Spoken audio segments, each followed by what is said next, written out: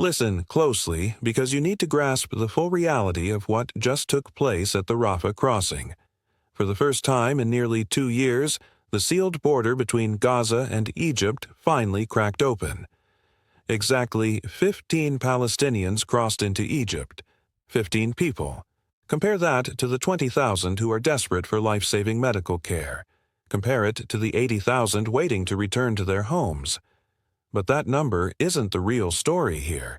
The real story is why this specific crossing is so critical right now and what it reveals about the fragile ceasefire Donald Trump claims he engineered. Because while the cameras are focused on ambulances rolling through Rafah, Iran is issuing threats that could ignite the entire Middle East. Visualize the scene.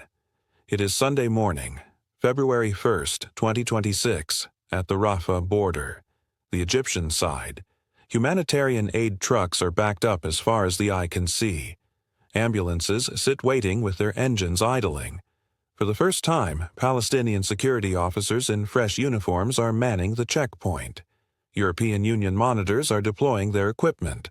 On the other side, Israeli security forces watch every move, and separating them is a 2.5-kilometer corridor cutting through Israeli-controlled territory.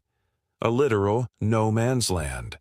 Palestinians are forced to walk this distance on foot just to get from Gaza to Egypt. This isn't just a border opening. This is theater. This is every player trying to prove they are honoring Trump's deal while giving up the absolute minimum. I'm Herrick McCain. Welcome to Firepoint. If you want the raw truth without the filter, make sure you subscribe to the channel right now, because the information I am about to break down connects two stories that look separate but are actually gears in the same dangerous machine operating across the Middle East.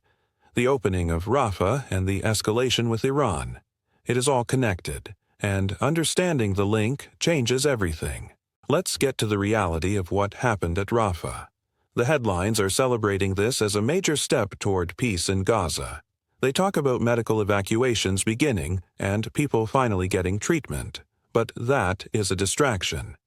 The reality is that Israel seized this crossing in May 2024. They have controlled it for 20 months.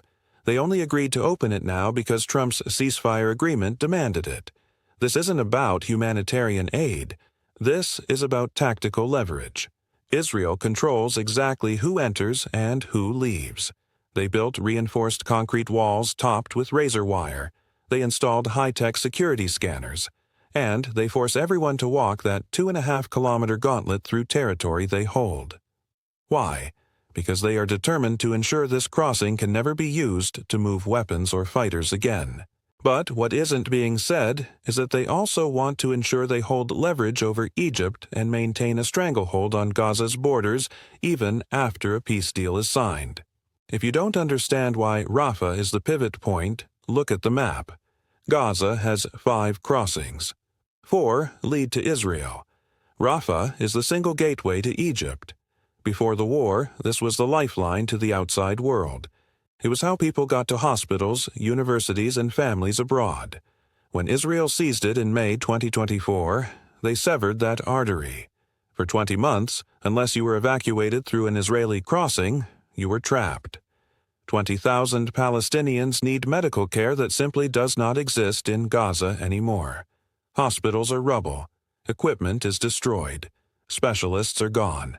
These are cancer patients, people needing dialysis, complex surgeries. If they don't get out, they die. So, when the announcement came that Rafah was opening, those 20,000 people thought help had arrived. Let's track the timeline. On January 31st, Israel announces a pilot run to test the logistics. They claim no people will cross, just a test of security protocols. Egyptian officials send Palestinian officers through to the Gaza side. They link up with EU monitors. But no civilians move. It is all a rehearsal. Then, on February 1st, the official opening is declared. Limited traffic in both directions. Israel states that 50 patients a day can leave, each with 2 family members, and 50 displaced people can return. That sounds reasonable until you do the math. 20,000 people need to leave. At a rate of 50 per day, that is 400 days. over a year just to clear the urgent medical cases. And the 80,000 waiting to return? At 50 a day, that is 1,600 days. 4.5 years. This isn't an open border. This is a bottleneck designed and controlled by Israel. First, every name needs Israeli security clearance. That isn't a rubber stamp. It is a vetting process that can drag on for weeks. Israel decides who is sick enough to leave. Second, they have to navigate that corridor, on foot, even patients on stretchers or in wheelchairs. No vehicles are permitted except a handful of ambulances. Why? Security. Israel fears vehicles could hide contraband. Third, Egypt has to agree to take them. The Egyptian Health Ministry says they have prepped 150 hospitals. But the paperwork and coordination are a nightmare. And fourth, there is zero agreement on humanitarian aid. People might be crossing, but supplies are not. The UN says Gaza needs 600 trucks a day. Right now, 0 trucks are crossing at Rafah. Everything is still routed through Israeli checkpoints in the north. Then came the statistic that exposed the reality. By the evening of February 1st, exactly 15 people had crossed. 15. The World Health Organization confirmed it. 5 patients, mostly young men, plus their companions. That is it. Not 50, not 20. 15. Israel mentioned another group returning to Gaza, but the numbers are vague. Why so few? Because the system is designed to be slow. Israel is throttling the flow. This is a pressure valve, not a solution. They opened Rafah just enough to claim compliance with Trump's deal, just enough to silence international critics, but not enough to change the reality for the thousands trapped inside. Here is what this means for Gaza on the ground. The war supposedly ended with Trump's ceasefire in October. We are 3.5 months into this truce. Yet, Gaza remains a ruin. 2 years of bombing erased entire cities. 71,000 Palestinians died during the conflict. Hundreds more have died since the ceasefire began because there is no medicine, no power, and barely any water. And now Israel has announced they will terminate the operations of Doctors Without Borders in Gaza by February 28th. The reason? The organization refused to hand over lists of their Palestinian staff. Israel calls it security. MSF calls it a danger to their employees. So Israel is expelling one of the last functioning medical groups while simultaneously opening Rafah at a pace that will take years to clear the waiting list. But here is where the situation gets historically dangerous. While the world watches Rafah, Iran is issuing threats that could drag the region back into total war. And this time, American forces are in the crosshairs. Last week, the Speaker of Iran's parliament, Mohammad Bakr Kalibaf, issued a stark warning. He stated that if the United States strikes Iran, both Israel and all American military bases, centers, and ships in the region will be legitimate targets. Not just Israel, American troops, the 50,000 personnel stationed in the Middle East. He went further, stating Iran will not wait to be hit. They will act preemptively based on any sign of a threat. That is a first strike warning. Why is Iran escalating now? Because Trump has been threatening to bomb Iran for weeks. It began with protests inside Iran in early January. The Iranian people launched the largest anti-government demonstration since 2022. The regime crushed them. Activists report at least 116 dead. The internet was cut. Phones were silenced. Trump tweeted his support for the protesters and threatened to bomb the regime to protect them. Tehran doubled down. The Attorney General warned that protesters would be charged as enemies of God, which carries the death penalty. Trump responded by flooding the Persian Gulf with firepower. Aircraft carriers, destroyers, submarines, B-52 bombers. Reports from major outlets indicate Trump has been presented with strike options targeting not just military sites, but government buildings and symbolic targets in Tehran. Some analysts say this is classic Trump leverage, making massive threats to force a deal, and there is logic to that. He wants a new nuclear agreement.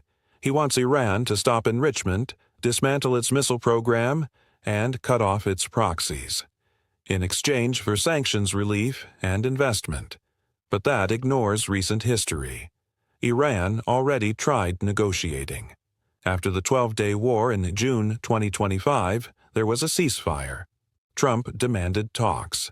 Iran sent its foreign minister. They met in Oman and Rome. The talks failed. Trump demanded total capitulation on enrichment. Iran refused. Trump demanded they scrap their missiles.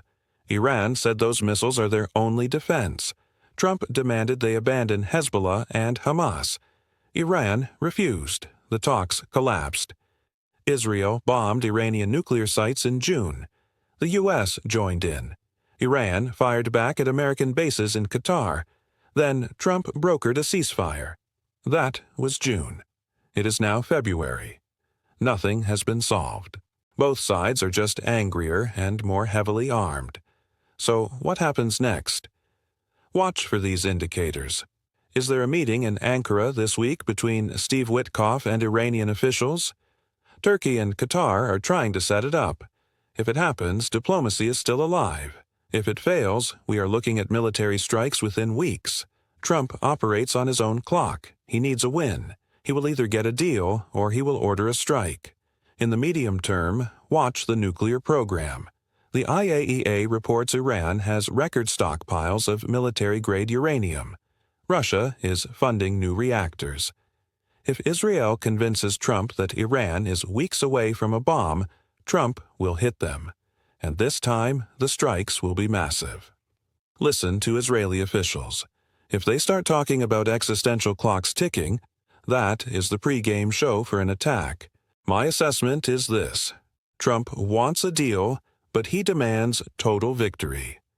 Iran cannot give him that without destroying their own regime. So we are in a standoff where both sides are screaming about war while whispering about talks that are likely doomed. Best case?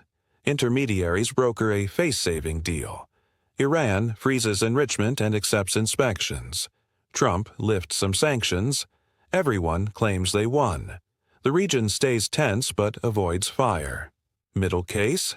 Negotiations drag, Trump gets impatient, and orders limited strikes. Iran hits back proportionately. A new, messy ceasefire is signed. Worst case? Talks collapse. Trump launches a full-scale air campaign to destroy the nuclear program and the regime. Iran unleashes everything. Proxies attack shipping in the Red Sea. Hezbollah fires on Israel. Hamas breaks the ceasefire. Oil prices skyrocket. The global economy panics. And we are in a regional war that lasts for months. Watch specifically for this. Does Iran deploy the 1,000 strategic drones they announced last week? That is a signal. Are U.S. bases going to high alert? That means intelligence sees an incoming attack. What does the Supreme Leader say?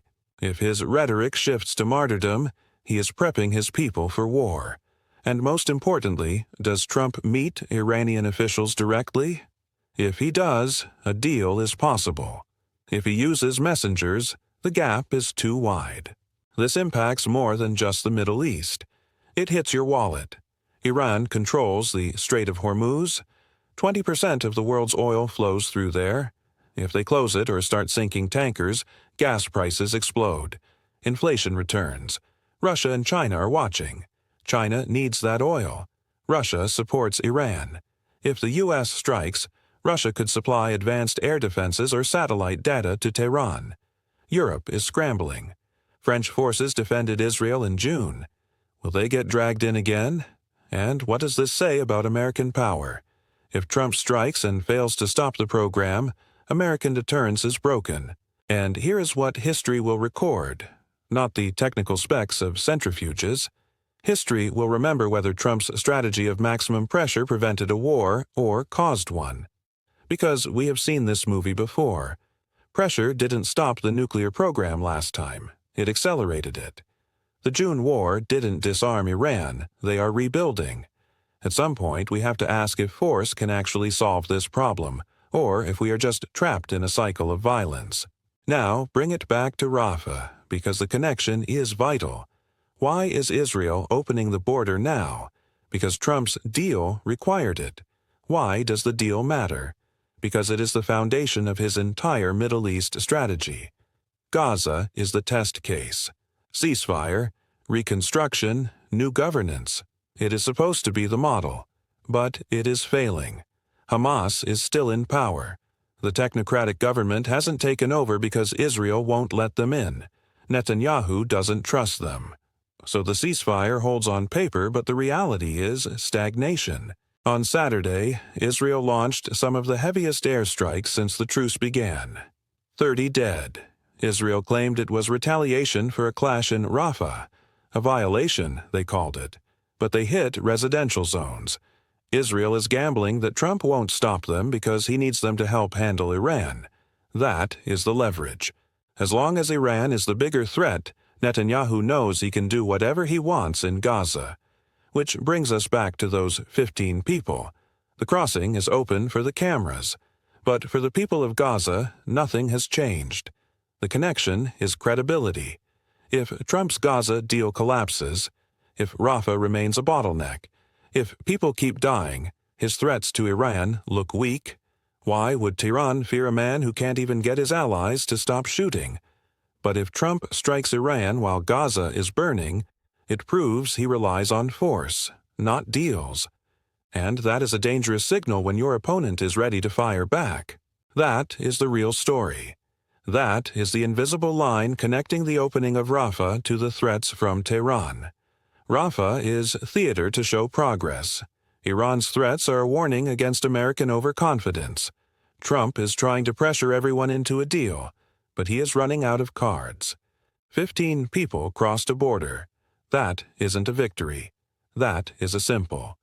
And if Iran calls Trump's bluff, we will find out if his strategy has any solid ground to stand on. If this breakdown helped you see the full board, smash that like button and subscribe to Firepoint. The story is moving fast. Trump is pushing for a win. Iran is betting on survival. And civilians are caught in the middle. Let me know in the comments. Should the U.S. launch a strike to stop a nuclear Iran, or is diplomacy the only way out? I'm Herrick McCain, and I'll see you in the next video.